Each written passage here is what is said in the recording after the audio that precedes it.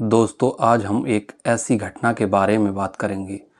5 साल से अपनी गर्लफ्रेंड के साथ लिव इन रिलेशनशिप में रह रहा एक व्यक्ति अपनी पार्टनर को एक दिन अचानक हथौड़े से मारकर बेरहमी से हत्या कर देता है और उसकी लाश को लगभग अपने घर से 130 किलोमीटर दूर एक सुनसान जगह पर फेंक देता है।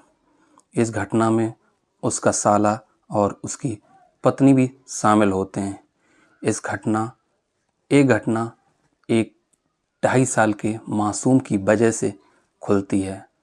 उसने अपनी गर्लफ्रेंड को क्यों मारा था और कैसे मारा था, आज के वीडियो में हम आपको इस घटना के बारे में विस्तार से बताएंगे।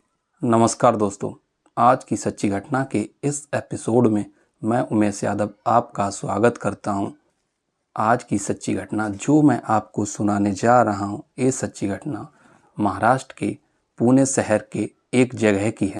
पुलिस के अनुसार दोस्तों, पुणे शहर के बाकड़ में दिनेश पोपट और जयश्री मोरे लगभग 5 साल से लिविंग इन रिलेशनशिप में रहते रहे थे और उनकी ज़िंदगी ऐसे ही चलती रहती है।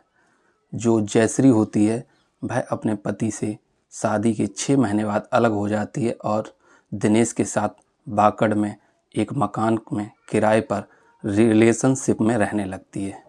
इसके बाद उनका एक बच्चा होता है, उसका नाम वो शिव रखते हैं। लगभग 2.5 साल का बच्चा हो जाता है।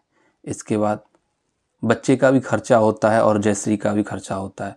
दिनेश धीरे धीरे दूरियां बनाने लगता है और आना जाना कम कर देता है उसके पास से, और उसे खर्चे को भी पैसे कम देता है। इसके बाद जयश्री मोरे को दिक्कत होती है, वो उससे पैसे मांगती है खर्चे के लिए और कहती है आप यहाँ आते क्यों नहीं हो। वह उससे एक तरीके से पीछा छुटाना चाह रहा था। उसे शक होता है और उसके मोबाइल को देखती है जयश्री उसके मोबाइल को देखने के बाद बहुत परेशान हो जाती है, क्योंकि उसकी शादी हो चुकी होती है और उसके 2 बच्चे भी होते हैं। जयश्री उससे गुस्सा होती है और कहती है मेरा और मेरे बच्चे का खर्चा दो और मेरे साथ यहाँ रहो, नहीं तो मैं आपको जेल करवा दूंगी और पकड़वा दूंगी। आपने मेरे साथ 420 की है। इसके बाद उसे गुस्सा आता है और वह वहाँ से चला जाता है। इसके बाद वो वहाँ नहीं आता है। जयश्री मोरे उसके घर चली जाती है। घर जाकर वह लड़ाई झगड़ा करती है उससे। इस लड़ाई झगड़े में दिनेश पोपट उसके थप्पड़ मार देता है।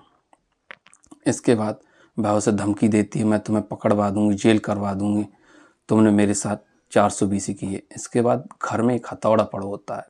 दिनेश पोपट उस हथौड़े को उठाकर जयश्री के मारने लगता है सिर में, और तब तक मारता है जब तक जयश्री मर नहीं जाती है। बेरहमी से जयश्री की हत्या कर देता है।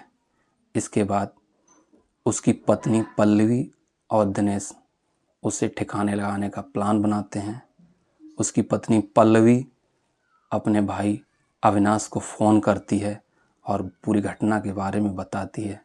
उसका भाई उसके घर आता है और जयश्री की लाश को एक गाड़ी में रखकर लगभग अपने घर से 130 किलोमीटर दूर सतारा और पुणे के बीच में खंबा टकी घाट पर फेंक देते हैं। और जो 2.5 साल का बच्चा होता है वह पूरी इस घटना को देख रहा होता है और उसे आलंदी यात्रा में छोड़ देते हैं।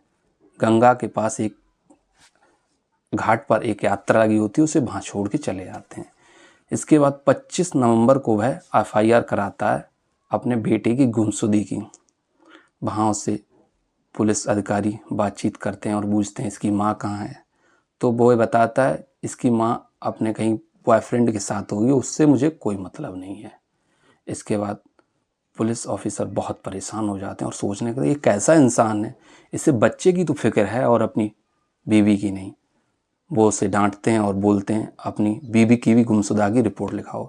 वह उसकी भी गुमशुदगी रिपोर्ट लिखाता है। इसके बाद एक फ़ोटो भी देता है। उसके बाद शादी का फ़ोटो मांगते हैं, उसके पास कोई भी शादी का फ़ोटो नहीं होता है। पुलिस को उस पर शक होने लगता है। इसके बाद उसका फ़ोन नंबर लेती है पुलिस और जयश्री मोरे का भी। दोनों के फ़ोन की लोकेशन चेक की जाती है 24 नवंबर और 25 नवंबर की दोनों की लोकेशन एक होती है। इसके बाद और शक होने लगता है और वह वहाँ से चला जाता है। 26 नवंबर 2024 को खंबा टंकी घाट पर एक ट्रक ड्राइवर का ट्रक खराब हो जाता है। वह वहाँ उतरता है और फ्रेश होता है। इसी दौरान वह देखता है कि एक लाश पड़ी है, तो वह पुलिस को फ़ोन करता है। इसके बाद पुलिस आती है, लाश को अपने कब्जे में कर लेती है। लाश का फ़ोटो मीडिया के थ्रू इधर उधर भेजा जाता है, तो चेक किया जाता है कि वह जयश्री मौर्य है। इसके बाद उसके पति को सुबह फ़ोन किया जाता है 27 तारीख को नवंबर को।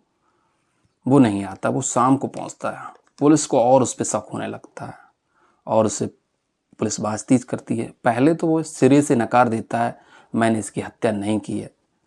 पुलिस उससे अपने तरीके से बात करती है और पूछती है और बताती है 24 और 25 की तेरे फ़ोन की लोकेशन और तेरी बीवी की एक ही थी। इसके बाद वह टूट जाता है और पूरी घटना के बारे में बताने लगता है और अपने जुल्म को कबूल कर लेता है।